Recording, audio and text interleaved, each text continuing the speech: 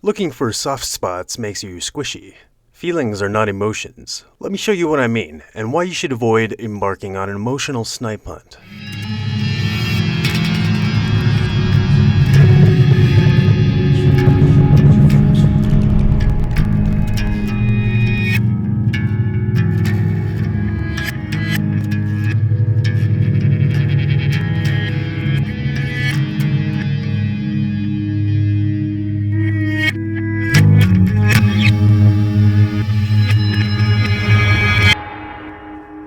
The whole concept and practice of trying to get in touch with your inner feelings results in nothing but psychological destabilization. If something really mattered to you at the moment, you wouldn't be able to shut it out. Emotions don't occur at an unconscious level. They are a conscious assessment of things.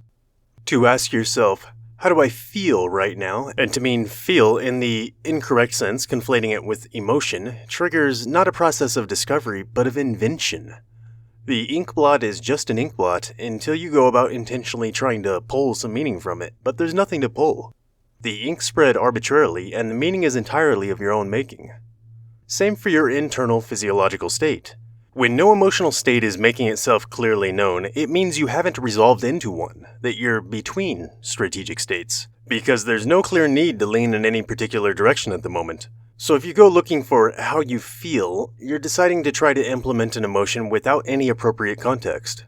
It's worse than pointless. On top of wasting time, either you fail to find anything and deduce that you don't know yourself very well, and then despair or panic about that fact and resolve to waste more time on it, or on the worse hand, you get better at lying to yourself and do succeed in conjuring up an emotion inappropriately and train yourself to shift into that state from cues of empirically subsufficient import. In low-stakes scenarios, there may not be anything worth responding to emotionally. That doesn't mean you're out of touch, and it doesn't mean you're dead inside.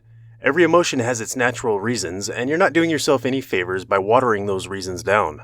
Emotions are not feelings. Feelings are your sensations of physiological preparations reflexively employed according to the familiarity found in one's unconscious assessment of clusters of external stimuli. A situation looks like something significant from your past, so your body automatically prepares for it in the way that proved most useful last time, and your detection of that preparation is the feeling.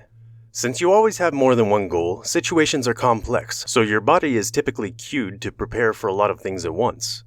But since different strategies can require very different distributions of physiological resources, your body doesn't commit too much to any single plan without strong cues, and when general homeostasis trumps allostatic deviations, there's not much to feel. The stronger the cues, the more rigorous the preparation, and thus the more will be felt. Your conscious assessment of what's made itself relevant, your weighing of costs and potentialities, constitute the logic of an emotion, and the emotion itself is a strategic decision about how to behave to best exploit or overcome the situation. If you intentionally start training yourself to have disproportionate emotional responses to less and less significant physiological states, you're clouding your ability to judge, becoming less rational, and thus inviting a future of more mistakes and consequent suffering, like an inverse serendipity. Looking for soft spots makes you squishy. That's right. I said it.